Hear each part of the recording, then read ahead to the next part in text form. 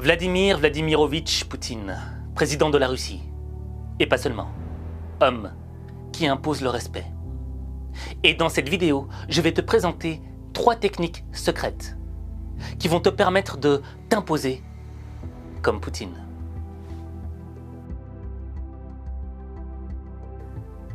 Dans le monde de la politique, on en a vu des confrontations, des gros serrages de mains.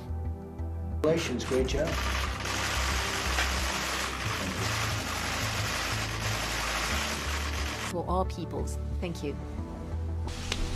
Thank you. Thank you. I like him a lot. Il y a aussi le coup du je te laisse passer, je te laisse pas passer, passe devant, passe après.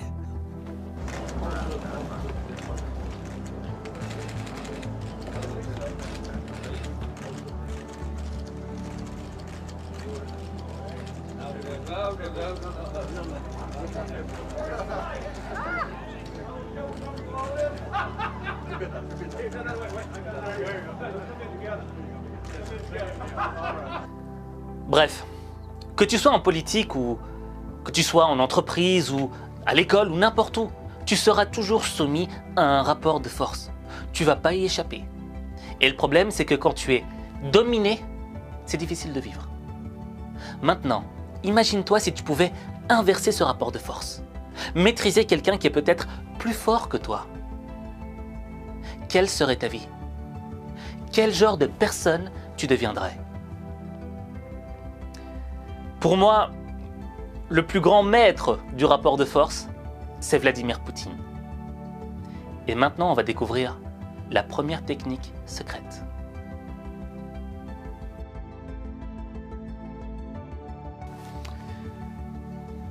La première technique secrète va consister à s'imposer par la force. Alors, on ne s'impose pas par la force comme ça. On s'impose constamment par la force face à une personne qui est censée être plus faible. Mais attention, pas plus faible physiquement, pas plus faible au niveau de sa force, de son pouvoir. Non, non, non, non. Quelqu'un devient faible à partir du moment où il se met en faiblesse. À partir du moment où il sort de la zone du respect, de la zone de l'éthique, de la zone de la justice. Quelqu'un qui sort de cette zone se met en faiblesse. Et c'est ce qu'on va voir avec Poutine. Il y avait une usine en Russie qui devait fermer parce que l'un de ses patrons avait décidé que l'usine ne faisait pas assez de profit. Et voilà ce qui s'est passé. La crise avait frappé la Russie quelques mois seulement après l'arrivée au pouvoir de Medvedev. En tant que Premier ministre, Poutine décide d'intervenir personnellement dans les régions les plus touchées par l'effondrement économique. La ville de Pikaliovo, située à 250 km de Saint-Pétersbourg, dépend entièrement d'une vaste cimenterie. Poutine affronte les propriétaires de la cimenterie après sa fermeture. Vous avez pris ces gens en otage. Avec votre ambition, votre incompétence et votre pure avidité. Le sort de centaines de personnes est en jeu. C'est totalement inacceptable.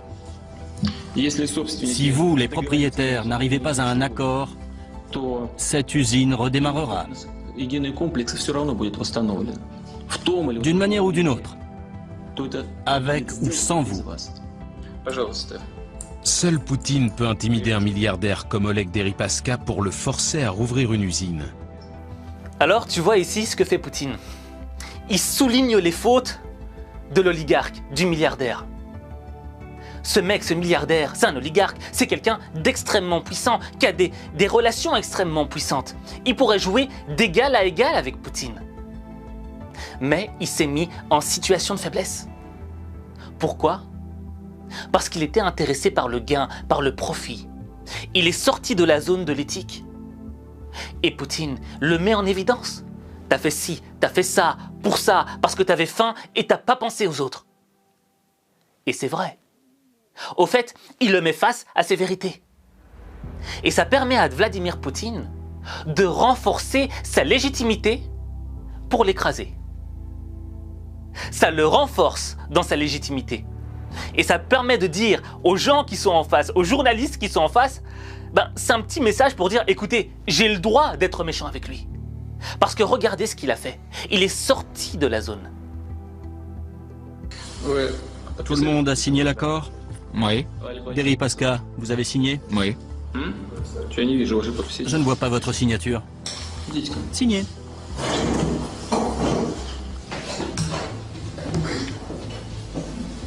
Voici l'accord.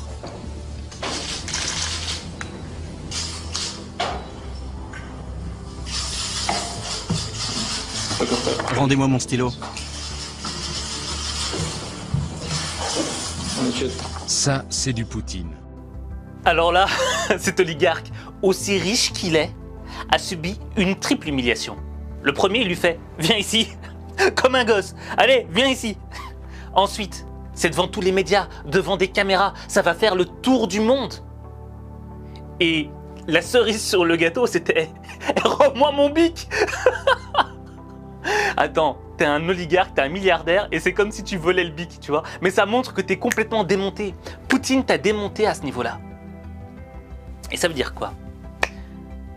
C'est pas la force qui compte, c'est la légitimité. Même si Poutine a peut-être plus de pouvoir que cet oligarque, il ne s'est pas imposé par la force. Il s'est imposé par la légitimité, parce qu'il avait le droit. Et toute l'idée, elle est là. À partir du moment où tu sors de la zone et que tu te mets en faiblesse toi-même, on aura le droit de t'écraser. Je vais te donner un exemple très simple. Moi, une fois, je m'étais fait arrêter par la BAC, Brigade anticriminelle. Et tu vois, le flic de la BAC commençait à me provoquer. Tu vois, « Hey, qu'est-ce que t'as? T'as un problème? Qu'est-ce que tu veux? Pourquoi tu me regardes comme ça? Nani nana !» Et je me dis, ok, d'accord. Tu vois, je me tais. Je reste silencieux. Tu vois? Parce que je sais qu'il cherche à me provoquer. Il cherche la réaction. Et si je réagis, si j'insulte, si je dis un truc, je sors de la zone. Et là, il sera totalement légitime de me mettre une droite, de m'écraser, de faire ce qu'il veut. Donc, la zone. À partir du moment où tu sors de la zone, tu te mets en faiblesse. Parce que parfois, ton adversaire n'attend que ça. Tu vois? Et là, cet oligarque russe, il est sorti tout seul de la zone. Il n'a pas pris conscience qu'il y avait Poutine derrière. Tu vois ce que je veux dire? Donc, toute l'idée, c'est vraiment de rester dans la zone. Comme ça, l'autre n'est pas légitime à t'écraser. Et il y a un autre gars, un autre homme qui était sorti de la zone également. C'était Nicolas Sarkozy. C'est un leader sûr de sa force qui se présente au sommet du G8 en Allemagne. Il y retrouve les dirigeants des 7 pays les plus industrialisés de la planète. Parmi eux, Nicolas Sarkozy, fraîchement élu. À plusieurs reprises, le président français s'est permis de critiquer la politique de Vladimir Poutine. Le président russe n'a jamais réagi à ces attaques, mais lors d'un tête-à-tête, Nicolas Sarkozy va lui en donner l'occasion. Nicolas Sarkozy, très sûr de lui, commence à dire « Avec moi, on va parler des sujets qui fâchent, il n'y aura aucun sujet tabou. Les centaines de morts en Tchétchénie, pour moi, c'est inadmissible. Ania Politkovskaya, la journaliste russe assassinée, pour moi, c'est inadmissible. » Vladimir Poutine, écoute, commence par juste laisser parler Nicolas Sarkozy. Il l'observe et il laisse un temps de silence. Un temps de silence qui d'ailleurs installe une certaine gêne. Alors là, Nicolas Sarkozy, il sort du cadre doublement. Premièrement, parce qu'il n'est pas diplomatique avec Vladimir Poutine. Il lui manque de respect. Deuxièmement, il attaque frontalement. C'est lui qui part à l'attaque, c'est pas Poutine. Poutine, lui, il est silencieux, assis. Mais c'est Nicolas Sarkozy qui part vers lui, tel un taureau. Donc, rien que pour ces deux éléments-là, Vladimir Poutine est dans la légitimité. Et lorsqu'il impose ce silence, lorsqu'il se tait, il met mal à l'aise son adversaire. Il le déstabilise. Parce que son adversaire s'attendrait à ce qu'il réponde de la même manière. Mais Poutine ne va pas répondre de la même manière. Il va aller encore plus loin. Et puis il prend un air un peu narquois et lui demande: c'est bon, t'as fini là? Sarkozy: oui. Bon, alors je vais t'expliquer. Tu vois, ton pays, il est comme ça. Mon pays, il est comme ça. Alors maintenant, de deux choses l'une. Ou bien tu continues sur ce ton et je t'écrase, ou alors tu arrêtes de parler comme ça. Et tu verras, tu viens juste de devenir président de la France, mais je peux faire de toi le roi d'Europe. On m'a juste dit que son discours était ponctué d'insultes, de propos humiliants, de façon à vraiment imposer sa volonté à Nicolas Sarkozy. Et Nicolas Sarkozy va être juste éberlué. Il n'en vient pas. Et Nicolas Sarkozy va avoir du mal à s'en remettre. Il est encore sous le choc de cette conversation lorsqu'il se présente à sa conférence de presse. Mesdames et messieurs, qu'est-ce que vous préférez, que je réponde aux questions? Alors, y a-t-il des questions? Et donc là, tu vois, Nicolas Sarkozy, il s'y attendait pas du tout. Il s'attendait pas à cette réaction-là. Parce que c'était violent et puissant à la fois. Mais Poutine, pourquoi est-ce qu'il l'a fait? Parce qu'il était légitime. Parce que l'autre lui a mal parlé. Parce que l'autre est parti à l'attaque en premier. Et Nicolas Sarkozy, il pouvait pas dire: mais attends, t'as pas le droit de me parler comme ça. Si. L'adversaire, enfin Nicolas Sarkozy, savait qu'il avait le droit. Parce que c'est lui qui a commencé à attaquer. C'est lui qui a lancé les hostilités. Et donc, quand tu es celui qui lance les hostilités, tu es obligé d'assumer. Et tu n'as pas le droit de dire à l'autre: ah non, mais pourquoi tu m'attaques? Et c'est là l'intelligence de Poutine. C'est que l'autre l'a attaqué, mais tu sais, à la légère, quoi. Pour Poutine, c'est du menu frottin. Mais Vladimir Poutine, lui, il a dit: non, je vais t'attaquer encore plus fort que toi. Je vais t'écraser encore. Ce qui fait que Nicolas Sarkozy était complètement déstabilisé. Il s'y attendait pas. Moi, personnellement, j'aurais été face à Poutine, j'aurais pleuré, tu vois. Si j'étais à la place de Nicolas Sarkozy, je serais sorti en pleurant, en appelant ma mère. Maman, regarde, il m'a menacé. Bref.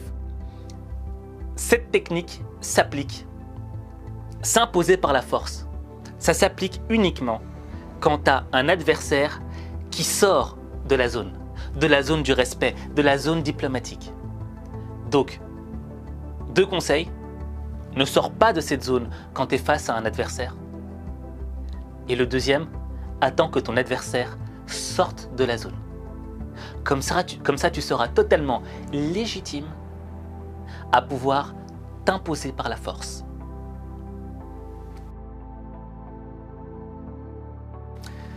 La deuxième technique secrète, elle consiste à déstabiliser ton adversaire.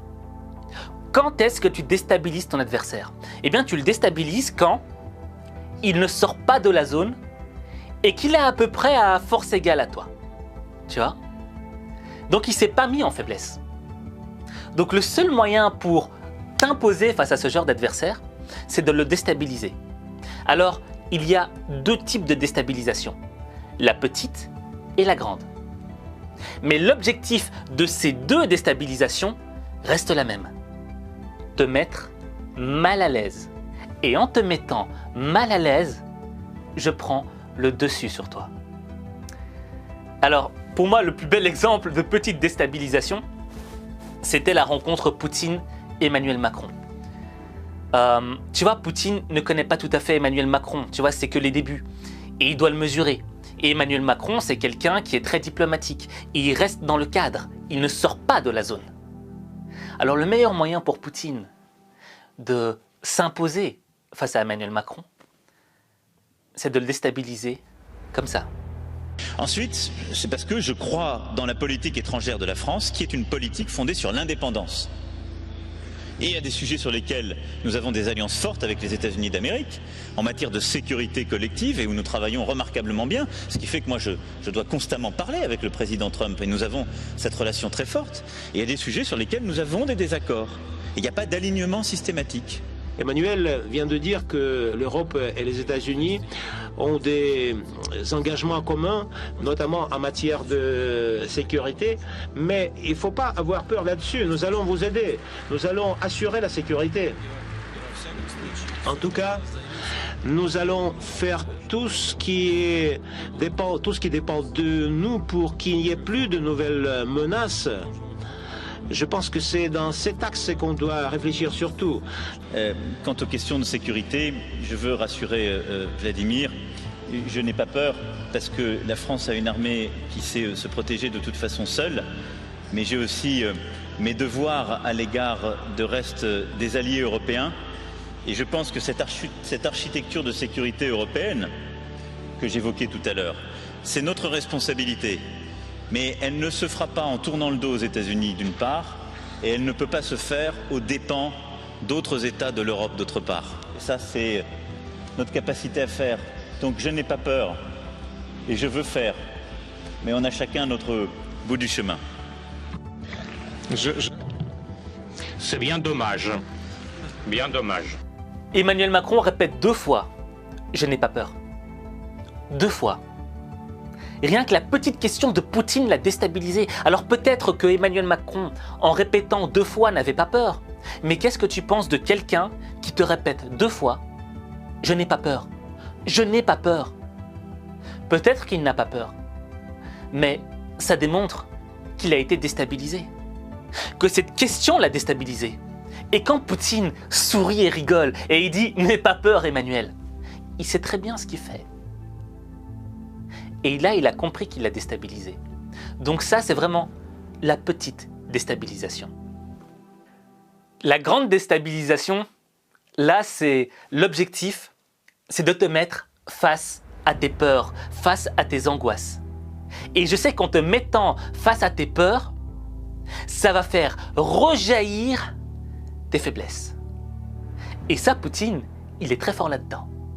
Par exemple, ce qu'il faisait avec Angela Merkel, chancelière d'Allemagne, il savait pertinemment bien qu'elle avait peur des chiens. Alors lui, il venait constamment avec son gros chien quand Angela Merkel venait le voir, et il faisait peur avec son chien. Et Angela Merkel était tétanisée, elle ne pouvait rien faire, elle était face à sa faiblesse, face à ses peurs. Et Poutine, bon, ça on l'a pas vu en caméra, mais il l'a fait face à des journalistes japonais. Regarde ça.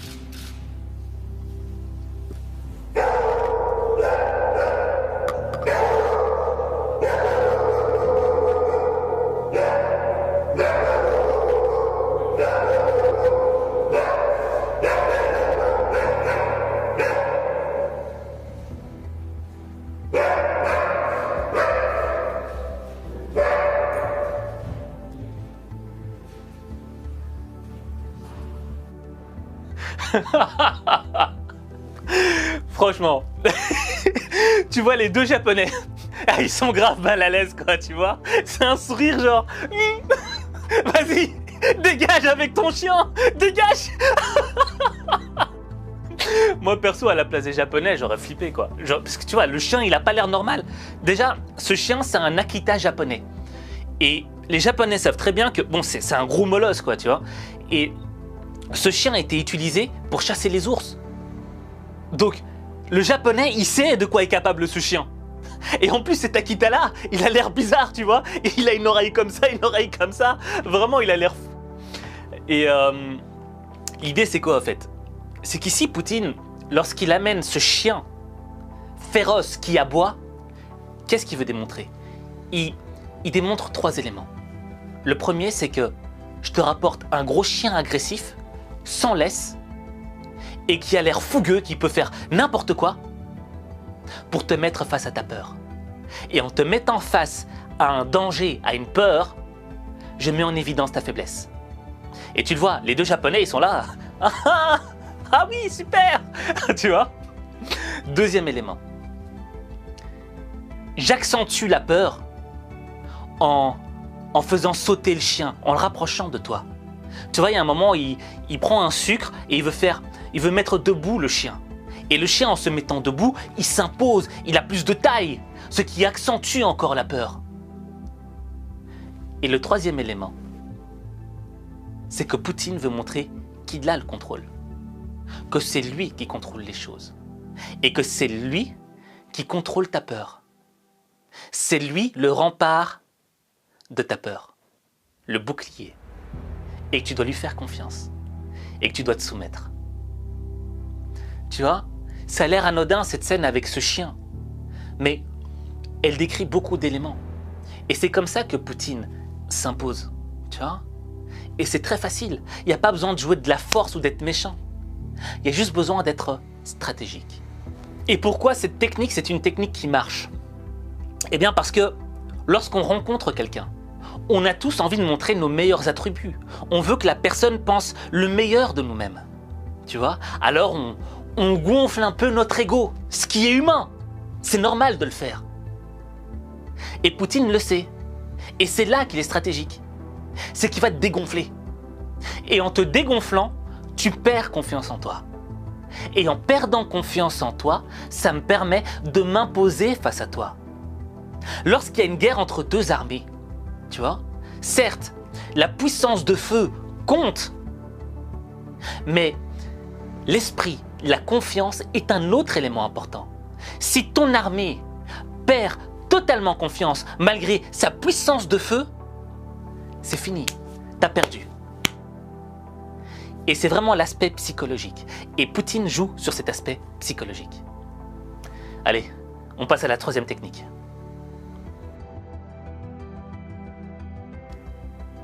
Alors, la troisième technique, je vais plutôt la présenter sous forme de questionnement. La question c'est, comment t'imposer face à un adversaire qui est largement supérieur à toi? Bon, tu le sais qu'il y a des tensions entre la Russie et les États-Unis. Tu vois, ça a toujours été très tendu. Et le budget militaire américain est 10 fois supérieur aux Russes. Je pense que les Américains, c'est peut-être 600 milliards de dollars et les Russes, c'est 60 milliards. À confirmer en commentaire. Bref. Poutine, comment est-ce qu'il fait pour maintenir un rapport de force face à un adversaire qui est largement supérieur? C'est assez simple. Il essaye de coincer son adversaire. Comment? En utilisant sa force contre lui-même. Poutine, c'est un judoka. C'est un champion de judo. Enfin, champion, c'est peut-être un grand mot, mais il pratique le judo. Et dans le judo, pour battre ton adversaire, pour battre un adversaire qui est peut-être plus fort que toi, parfois il est intéressant d'utiliser sa force contre lui. D'utiliser sa force pour le faire tomber. Sans que toi, tu n'aies besoin d'utiliser le maximum de ta force. Et c'est ce que Poutine a fait avec les Américains. Notamment dans certaines zones de guerre. tu vois, les Américains, ils peuvent pas attaquer un pays, ils peuvent pas envoyer des hommes sur le terrain sans un soutien aérien. Et en général, le soutien aérien des Américains, c'est l'avion de chasse F-35. Tu vois, c'est un avion ultra sophistiqué qui coûte hyper cher. Tu vois, et c'est pas tous les pays qui peuvent le produire. Donc, les Américains partent à l'attaque sur le terrain avec un soutien aérien. S'il n'y a pas de soutien aérien, les hommes qui sont au sol sont un peu comme à l'aveugle. Et ça ne leur permet pas de pouvoir remporter la bataille. Et Poutine, il le voit. Il voit qu'en réalité, la force de l'adversaire, c'est son soutien aérien. Et lui, il n'a pas les moyens militaires, il n'a pas le budget pour construire autant de F-35 que les Américains. Il va perdre. S'il va en confrontation frontale, il perd et il le sait. Qu'est-ce qu'il fait? Il fabrique des missiles anti-aériens, les S-400. Et le S-400, les missiles S-400, ce sont des missiles que aucun... Allez, si tu as un missile S-400 chez toi, il n'y a aucun avion qui peut passer au-dessus de chez toi, c'est impossible. Il se fait tirer dessus direct. C'est un bouclier aérien défensif. Et là, tu vois, il met KO son adversaire. Pourquoi? Parce que son adversaire ne peut pas intervenir dans une zone à intérêt russe parce qu'il n'y aura pas le soutien aérien. Donc, je vois la force de l'adversaire, mais je l'utilise contre lui. Je le bloque, je le coince. Tu vois ce que je veux dire? Donc ça, c'est la troisième technique secrète. Analyser ton adversaire, analyser sa force, sa principale force, et faire en sorte de le coincer dans sa force. En conclusion, bon, c'était assez, c'est assez hard hein, ces techniques, tu vois. Mais tu peux utiliser ça dans ta propre vie. Parce que dans ta vie, il y a des gens qui vont pas te respecter. Il y a des gens qui seront plus bas que toi et qui vont pas te respecter, qui vont sortir de la zone. Dans ta vie, tu auras des gens qui seront largement supérieurs à toi dans différents domaines et qui vont pas te respecter, qui vont tout faire pour t'écraser. Et utiliser ces techniques dans ta vie te permettra de garder le contrôle, de garder la force. Alors, sur Vladimir Poutine, il y a encore tant de choses à dire.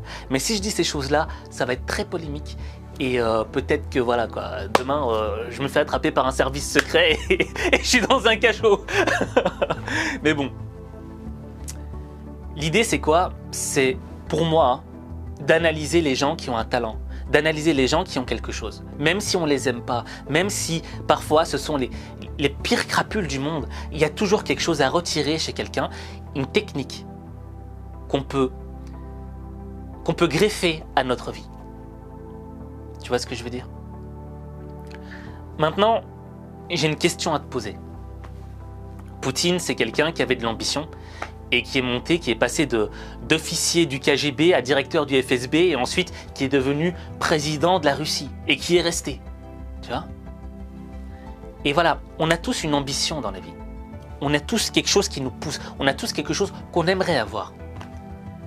Et moi, je voudrais savoir, quelle est ton ambition?